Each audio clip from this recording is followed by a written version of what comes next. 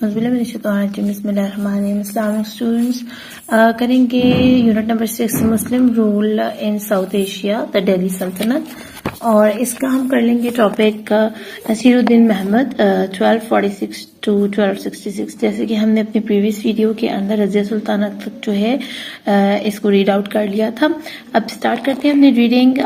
After a number of weak rulers, Nasiruddin Muhammad, Iltutmish grandson, ascended the throne with the blessing of the 40-member council at the age of 18. یہاں نصیر الدین محمد کو لوگ اکثر سمجھتے ہیں کہ یہ التمش کا بیٹا، جبکہ یہ بیٹا نہیں ہے، ان کا نواسا ہے. اصل میں التمش جو ہیں جو رضیہ سلطانہ کے والد ہیں، اور ان کا ایک بیٹا تھا نصیر الدین فیروز، انہی کا یہ بیٹا آگے نصیر الدین محمد ہے. کیونکہ نصیر الدین فیروز اس قابل ہی نہیں تھے کہ ان کو تخت پر بٹھایا جاتا، اور ان کی جگہ رضیہ سلطانہ یعنی ان کی پھپھو جو نصیر الدین محمد ہے، ان کی پھپھو تھی رضیہ سلطانہ، ٹھیک ہے، یعنی یہ ان کے بھائی کے بیٹے تھے. اور بھائی وہ جو بہت لیزی تھا، اس قابل ہی نہیں تھا کہ اس کو تاج سونپا جاتا. اب رضیہ سلطانہ کے بعد آخر کسی نے تو حکومت کرنی تھی، لہٰذا نصیر الدین محمد کو 18 سال کی عمر میں بادشاہت سونپی گئی، اور 40 معززان جو تھے ان کے کورٹ میں بیٹھنے والے، جو ان کی کاؤنسل تھی ممبرز کی، ان کی ووٹنگ کی وجہ سے ان کو یہ تاج ملا تھا. یعنی ان کی بلیسنگز بھی آپ سمجھ سکتے ہیں، اور انہوں نے ان کے لیے ووٹ بھی دیا تھا تاکہ ان کو بٹھایا جا سکے سیٹ پر. He was very pious and spent most of his time in prayers and reading the Holy Quran. یہ بہت نیک انسان تھے، اور یہ زیادہ اپنا ٹائم جو ہے نا نماز، روزے اور مطلب قرآن پاک کی تلاوت میں گزارتے تھے. The state affairs were actually governed by his father-in-law and وزیر غیاث الدین بلبن، اور زیادہ تر جو اسٹیٹ کے کام تھے نا، حکومتی کام جتنے بھی تھے، وہ ان کے سسر دیکھتے تھے، یا ان کے جو وزیر تھے غیاث الدین بلبن ان کے ذمہ تھا. تو یہ زیادہ تر نا اللہ والے تھے، یہ زیادہ حکومتی معاملات میں جو ہے نا مداخلت نہیں کرتے تھے. بس یہ بادشاہ تو تھے، لیکن انہوں نے ذمہ داریاں جو ہے نا وہ ڈیوائڈ کی ہوئی تھیں ٹوورڈز ہز فادر ان لا. اپنے سسر کو دی ہوئی تھی کچھ ذمہ داریاں، اور کچھ ان کے جو وزیر تھے غیاث الدین بلبن ان کو دی ہوئی تھی. اب غیاث الدین بلبن کے بارے میں پڑھتے ہیں. 1266 سے 1287 یعنی 1266 CE کرائسٹ ایرا سے 1287 کرائسٹ ایرا میں، تو یہ تقریباً بن جاتے ہیں 20 سال تک. After the death of Nasiruddin Balban became the next سلطان. اب نصیر الدین جو ہے نا وہ بھی فوت ہو جاتے ہیں، رضیہ سلطانہ کے جو after the death of Nasiruddin Balban became the next سلطان. اب نصیر الدین جب فوت ہو گئے تو ان کے بعد انہی کا جو آگے وزیر تھے، یعنی ان کے جو سمجھ لیں پرائم منسٹر تھے، وہی بن گئے سلطان. اب یہاں پر پہلے ہم اس کو پڑھ لیں، کیونکہ یہاں پر انفارمیشن لینی ضروری ہے کہ سلطان نصیر الدین جو ہے نا ruler of slave dynasty. Some time ان کو رانگلی کہا جاتا ہے کہ یہ التمش کے بیٹے ہیں، جبکہ التمش ان کے بیٹے نہیں ہیں، یہ التمش کے بیٹے نہیں ہیں، یہ التمش جو ہیں وہ ان کے دادا ہیں، ٹھیک ہے نا. تو میں نے پریویس ویڈیو میں بھی اس کو اچھے سے کلیئر کیا ہوا ہے، کیونکہ ان کا نام بھی نصیر الدین ہے اور ان کے باپ کا نام بھی نصیر الدین تھا جو کہ التمش کے بیٹے تھے. اس لیے جب وہ نصیر الدین ان کے والد فوت ہو گئے نا، تو ان کے دادا نے بھی اب ان کے باپ کے اوپر ہی ان کا نام رکھ دیا نصیر الدین. تو اس لیے لوگ کنفیوز ہو جاتے ہیں، زیادہ کنفیوژن ہوتی ہے کہ شاید یہ وہی نصیر الدین ہے التمش کے بیٹے، لیکن یہ وہ نہیں ہے، یہ ان کے گرینڈ سن ہیں، ٹھیک ہے. اور یہ اپنے والد کی وفات کے بعد پیدا ہو رہے ہیں، یعنی ان کے والد اگر 5-6 مہینے پہلے فوت ہو گئے ہیں تو یہ ان کی وفات کے بعد پیدا ہوئے ہیں، اس دنیا میں آئے ہیں. اور ان کے دادا نے ان کا نام ان کے بیٹے کے نام پر ہی، اپنے بیٹے کے نام یعنی ان کے والد کے نام پر ہی رکھ دیا تھا. اب آگے پڑھتے ہیں. He was one of the strongest of the Delhi rule reigned from 1266 to 1287 یعنی ان کی جو دور رہا ہے نا حکومت کا وہ 20 سال پر محیط ہے. Balban ruled with an iron fist and broke up the Chahalgani, the group of 40 nobles of the Mamluk slave dynasty. اب انہوں نے آ کے وہ مملوک slave dynasty کے جو 40 امراء تھے نا، جنہوں نے رضیہ سلطانوں کو کانسپریسی کے بعد، انٹرگیوز کے بعد قتل کروایا تھا، قید کروایا تھا، ان کے جو 40 کا جو انہوں نے ایک گروپ بنایا ہوا تھا اس کو توڑ دیا، اور ان کے لیے وہ آئینی ہاتھ ثابت ہوئے. آئرن فسٹ کا مطلب ہے کہ لوہے کا ہاتھ یا آئینی ہاتھ ثابت ہوئے. اور انہوں نے ان کی یہ چیز ختم کروائی کہ دیکھیں ہم حکومت کر رہے ہیں, میں وزیر اعظم ہوں یا میں بادشاہ ہوں, تو مجھے فیصلہ کرنا چاہیے, آپ کون ہوتے ہیں ہر کسی کے بارے میں فیصلہ کرنے والے. اگر وہ ایسا نہ کرتے تو غیاث الدین بلبن کا بھی وہی حال ہوتا جو رضیہ سلطانہ کا ہوا تھا. بلبن wanted to make sure everyone was loyal to the crown. وہ چاہتے تھے کہ ہر ایک بندہ جو ہے نا وہ اپنی حکومت کے ساتھ جو ہے وہ لائل رہے, وفادار رہے.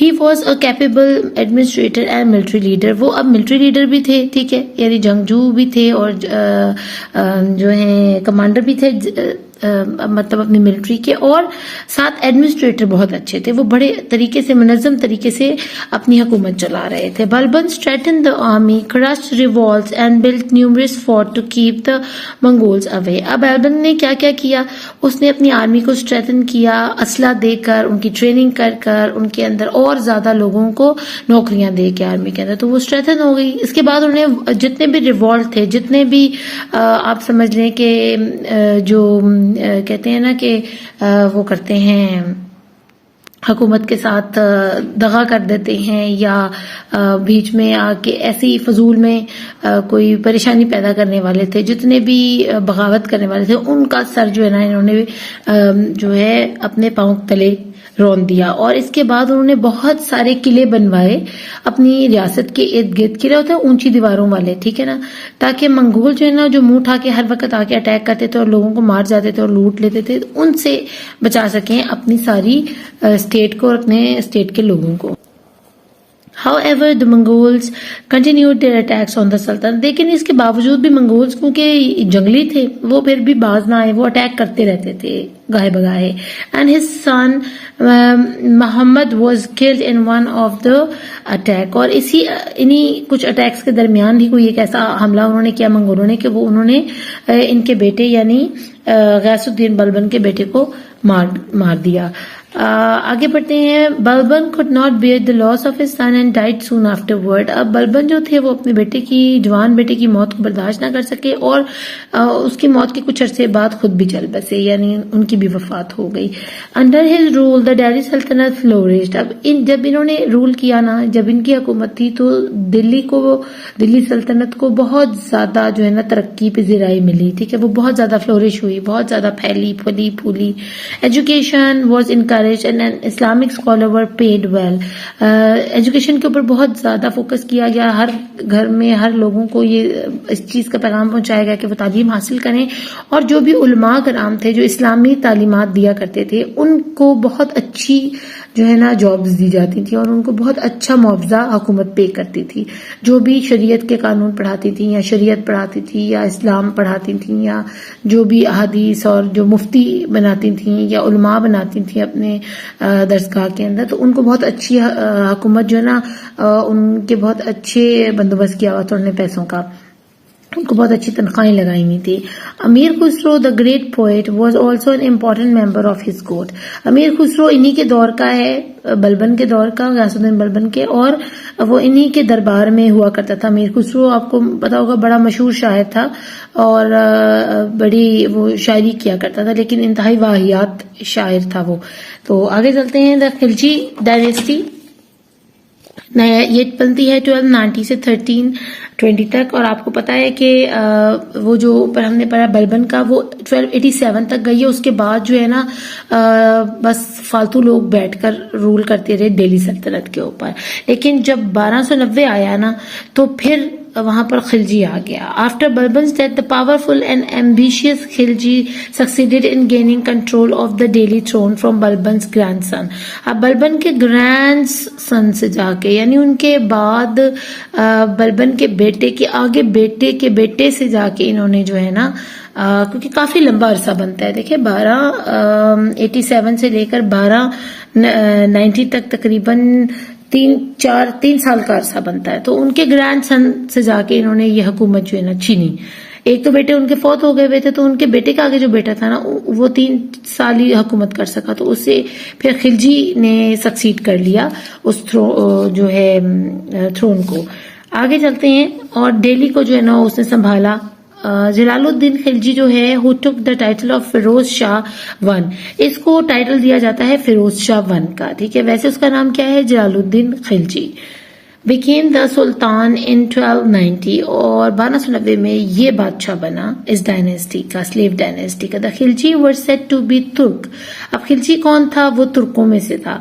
Who had settled in Afghanistan, جو سیٹل ہوا ہوا تھا افغانستان میں. اب جیسے کہ میں نے آپ کو بتایا قطب الدین ایبک, قطب الدین ایبک بھی کون تھے؟ ترک تھے, اور وہ سلیو بھی تھے محمد کے, اور وہ افغانستان میں ان کو سلیوری ملی تھی, یعنی وہاں وہ بکے تھے اور ان کو خریدا گیا تھا وہاں پر افغانستان میں. ہے وہ کون تھے پیچھے سے؟ وہ ترک تھے, جو ان کا اوریجن تھا. ٹھیک ہے, لیکن اب یہ بھی ترک ہیں خلجی, لیکن یہ سیٹل کہاں ہوئے ہیں؟ یہ افغانستان میں سیٹل ہوئے ہیں. فرام دین آن ورڈز دا دہلی سلطنت shifted from the influence of the ترک ٹو دا افغان. اب کیا ہوا؟ ترک سے افغان کی طرف دہلی سلطنت جو ہے نا وہ شفٹ ہونا شروع ہو گئی, انفلوئنس ہونا شروع ہو گئی. اب ترکی جو ہے نا زیادہ افغانستان جیسی جو ماحول ہے نا وہ کریٹ کر رہے تھے یہاں پر. They ruled over the Sultanate for the next 30 years, اور وہ اگلے 30 سالوں تک یعنی 1320 تک انہوں نے رول کیا, اور بہت زیادہ انفلوئنس ہے اس دہلی سلطنت پر ترکوں کی اور افغانوں کی. علاؤدین Khilji 1296-1316. Alauddin Khilji ascended the throne and he organized a large army to extend his kingdom and protect it from all types of internal and external threats. اب علاؤدین خلجی جو تھے نا, اگر آپ نے شاید موویز جو ہیں انڈین موویز میں انہوں نے کچھ ایسا دکھایا ہوا ہے کہ انہوں نے قتل کر کے نا خلجی کو یعنی جلال الدین خلجی کو قتل کیا اور خود آ کر وہاں بیٹھ گیا علاؤدین خلجی جو تھے, لیکن ایسا ہے نہیں. انہوں نے ان کو کافی زیادہ جو ہے نا خراب کر کے پیش کیا ہے. مسلمانوں کے تو ویسے ہی یہ انڈینس بہت خلاف ہیں, تو وہ ہماری ہسٹری کو بگاڑ کرنا ٹیڑھا میڑھا کر کے دکھاتے ہیں لوگوں کو. He organize a large army to extend his kingdom and protect it from all types of internal external threats. اب انٹرنل اور ایکسٹرنل تھریٹس یہی تھیں. انٹرنل یہ تھی کہ جو درباری لوگ تھے وہ آپس میں چہ مگوئیاں کر کے بادشاہ کے خلاف ہو جاتے تھے, اور جو ایکسٹرنل تھی وہ منگولوں سے خطرہ تھا. تو ان دونوں خطرات کو پیش نظر رکھتے ہوئے انہوں نے اپنی آرمی کو بہت زیادہ مضبوط کیا اور اپنی جو ریاست ہے اس کو پھیلایا اور اس کی پروٹیکشن کے لیے بہت سارے اقدامات کیے. ملک کافور این عباسینین سلیو, اب عباسی ڈائنیسٹی میں سے یہ ایک سلیو بن کر آئے ہیں جو ملک کافور ہیں. بیکیم ہز ٹرسٹڈ کمانڈر, اور وہ کمانڈنگ کی ان کو جاب دی گئی. آپ دیکھیں نارملی جو انگریز پکڑتے تھے نا جتنے بھی مسلمانوں کو, وہ ان کو بہت بری سزائیں دیا کرتے تھے, ان کو نظر بند کر دینا, ان کو کال کوٹریوں میں ڈال دینا. لیکن آپ یہ شروع سے میرے ساتھ پڑھتے ہوئے آ رہے ہیں, آپ دیکھ رہے ہیں کہ مسلمانوں نے کتنے ڈیلیکیٹ ہوتے ہیں یہ ٹو ورڈز دیئر سلیوز, اور جن کو بھی یہ خریدتے ہیں یا جن کو بھی یہ پکڑتے ہیں ان کے ساتھ کتنا بہترین سلوک کرتے ہیں. یعنی ان کو باقاعدہ کمانڈر کی پوسٹ دی جاتی ہے, اور جیسے کہ کمانڈر پوسٹ آپ کو پتا ہے گورنر کی پوسٹ قطب الدین ایبک کو بھی ملی نا, محمد نے دی ان کو. تو کتنے بہترین سلوک کیے گئے ہیں. مسلمان کتنا بہترین سلوک کرتا تھا اپنے غلام کے ساتھ. Alauddin was a very firm ruler who tried to bring peace and prosperity to his kingdom. اب علاؤدین جو تھے, علاؤدین خلجی جو جلال الدین خلجی کے بعد بادشاہ بنے تھے دہلی سلطنت کے, وہ بہت زیادہ جو ہے نا سخت قسم کے رولر تھے, بالکل سیدھے جو ہے نا اسٹریٹ فارورڈ. اور وہ کہتا تھا جی امن ہونا چاہیے میری حکومت کے اندر اور سب کو خوشحالی ملنی چاہیے, اس معاملے کے اوپر میں کسی قسم کا جو ہے نا کمپرومائز نہیں کروں گا. He actually participated in the affairs of the state, اور وہ بہت زیادہ جو ہے نا اسٹیٹ کے جتنے بھی حکومت کے امور ہیں ان میں بہت دلچسپی لیا کرتے تھے اور بہت خوشی خوشی اس میں حصہ لیا کرتے تھے. اب he established institutions, supported scholars and Sufis and encouraged learning throughout his kingdom. اب انہوں نے کیا کیا, انہوں نے اسٹیبلش کی ہیں بہت سارے انسٹیٹیوشن جہاں پر دینی تعلیم دی جاتی, اور اس کے علاوہ دینی علماء اور صوفیہ کرام کو بہت زیادہ انکریج کرتے تھے. اور اپنے ملک میں جو ہے نا انہوں نے پڑھائی کو لے کے بہت زیادہ فوکس کیا کہ لوگ پڑھنے کی طرف جائیں. تو یہ ہیں پورٹریٹ علاؤدین خلجی کی. اور ان کے بعد جو آئے ہیں نا یہ علاؤدین خلجی ہیں, اور ان سے پہلے جو تھے وہ جلال الدین خلجی تھے. تو یہ تھے وہ ترک حکمران آف دہلی سلطنت جنہوں نے بہت بہترین طریقے سے اپنی حکومت کو قائم رکھا. Reforms introduce during Alauddin rules. اب اس کو آپ نے بہت اچھے سے یاد کرنا ہے کیونکہ باقی لوگوں نے بھی ریفارمز کیے ہیں لیکن جو انہوں نے کیے ہیں نا یہ قابل دید ہیں. Introduce the system of branding of horses داغ. اب انہوں نے یہ سسٹم انٹروڈیوس کیا کہ جو بھی گھوڑا ان کا شاہی گھوڑا ہوتا تو اس کے لیے ایک خاص قسم کی اسٹیمپ تیار کی جاتی جس کو گرم کیا جاتا تندور ٹائپ فرنس کے اندر, ٹھیک ہے, بھٹی کے اندر, اور جب وہ سرخ ہو جاتا گرم ہو جاتی وہ اسٹیمپ لوہے کی بنی ہوتی تھی تو وہ گھوڑے کی پیٹھ کے اوپر داغ دی جاتی تھی جس سے اس کے سکن کے اوپر ایک خاص نشان بن جاتا تھا کہ یہ شاہی گھوڑا ہے, ٹھیک ہے. اور پھر ساری زندگی وہ گھوڑا کوئی بھی اگر چرا کے لے کے جانے کی کوشش کرے نا تو وہ اس کا سر کٹوا دیا جاتا تھا کیونکہ وہ شاہی سواری کے اوپر بیٹھا ہوتا تھا تو وہ چھپا نہیں سکتا تھا اس داغ کو جو اس کو دیا جاتا تھا گھوڑے کے اوپر. Maintained a descriptive register of soldier to prevent false and corrupt practices. اب انہوں نے مینٹین کیے رجسٹرز, انہوں نے انٹریز کی کہ ایسے ہی کوئی ہماری آرمی میں نہ گھس جائے, یعنی کوئی دشمن ہو اور ہماری آرمی میں آ کے بیٹھ جائے تو اس طرح نہیں ہوگا. انہوں نے باقاعدہ کارڈ سب کو پرووائڈ کیے, جیسے اب ہمارے پاس آئی ڈی کارڈز ہیں نا تو اس طرح انہوں نے بھی رجسٹرز بنائے, سب میں اس میں سب سولجرز کا نام پتہ سب کچھ ہوتا تھا ان کے پاس. Third one is abolish the jagir system and paid the salaries in cash. اب انہوں نے جو جاگیری سسٹم ہے نا وہ ختم کیا اور انہوں نے سیلریز کیش میں پے کرنا شروع کیا. جاگیردار سسٹم کیا تھا کہ لوگ کہتے تھے کہ جی ٹھیک ہے تم ہمارا فلانا کام کرو, تم ہمارے مزاری ہو. وہ 2 سال بیچارے ان کی فصلوں پہ کام کرتے تھے اور ان کو اس کے ریٹرن میں کیا ملتا تھا, ایک بوری گندم, ایک بوری چاول, تو پورے سال کے لیے یہ بہت کم ہے. تو اس لیے انہوں نے یہ اس چیز کو نا جاگیری سسٹم کو بالکل ختم کر دیا اور انہوں نے پیڈ سیلریز ان کیش کا سسٹم چلایا تاکہ جو بھی اپنا ملازم رکھے اس کو ماہانہ سیلری پے کی جائے. Introduced a scientific method of measurement of land for the assessment of land revenue. اب پھر انہوں نے ایک خاص قسم کا آلہ جو ہے نا یا ایک خاص قسم کا میتھڈ انٹروڈیوس کروایا کہ کس طرح زمین کی پیمائش کی جائے تاکہ اس سے ہمیں پتہ لگ سکے کہ ہم نے کسی کو اگر زمین ہم نے خریدی ہے یا بیچی ہے تو ہم اس کا جو ہے نا پر اسکوائر میٹر اس کا کوئی ریٹ بنا سکیں تاکہ ہم بتائیں کہ جی اگر 10 مرلہ زمین ہے تو وہ 2 کروڑ کی ہے, اگر 20 مرلہ زمین ہے تو وہ 4 کروڑ کی ہے, اس طرح کر کے. تو یہ ضروری تھا, بہت ضروری تھا یہ سائنٹیفک میتھڈ کو اپنانا. Imposed heavy taxes on the sardars, jagirdars and علماء.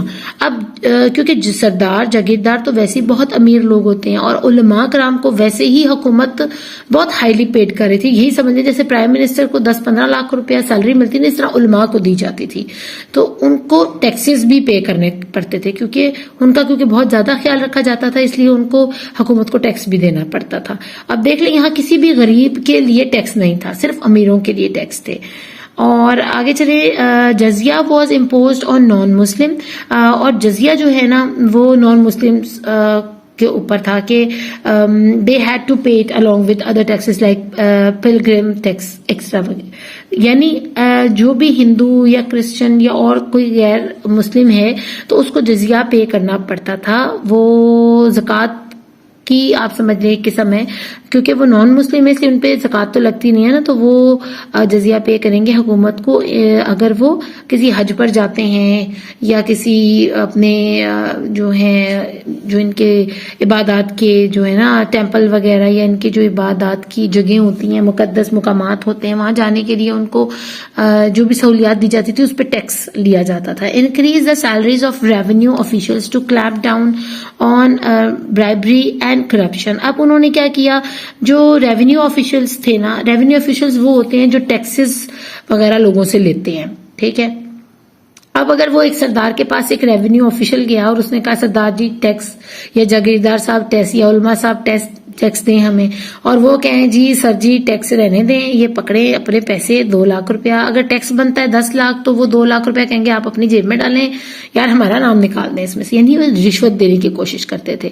تو اس رشوت کو انکار کرنے کے لیے تاکہ وہ ریونیو آفیشل اس بندے کو انکار کرے کہ مجھے تمہاری رشوت نہیں چاہیے, مجھے اصل ٹیکس چاہیے, اس ریونیو آفیشل کی تنخواہیں جو تھی نا وہ بہت زیادہ رکھی گئی تھی. یعنی ان کو کسی قسم کا لالچ ہی نہیں ہوتا تھا کہ وہ ان کو کوئی ان کو کرپشن کرے یا ان کو کوئی سفارش کر سکے یا ان کو کسی پیسے کی رشوت کی ضرورت پڑے. تو اس لیے جو ماحول تھا نا حکومت کا بڑا اچھا چل رہا تھا, سب کو پتا تھا کہ ہم ان کو رشوت نہیں دے सके हमें टैक्स ही देना पड़ेगा। तो ये थी हमारी स्लेव डायनेस्टी। होपफुली आपको इसकी अच्छे से समझ आई होगी। नेक्स्ट वीडियो में हम इंशाल्लाह करेंगे तुगलक डायनेस्टी, और फिर ऑलमोस्ट हमारा ये चैप्टर जो है ना वो इख्तिताम पजीर होगा। लेकिन उसके बाद लोधी डायनेस्टी भी है, जो कि मैं समझती हूँ कि आपको उसकी जो है ना causes of decline of Delhi सल्तनत बहुत इंपॉर्टेंट है, वो पढ़ाना बहुत जरूरी है। तो वो हम पढ़ेंगे इंशाल्लाह नेक्स्ट वीडियो के अंदर। तो अपना खूब ख्याल रखिएगा। Thank you for watching. अल्लाह ने के बाद।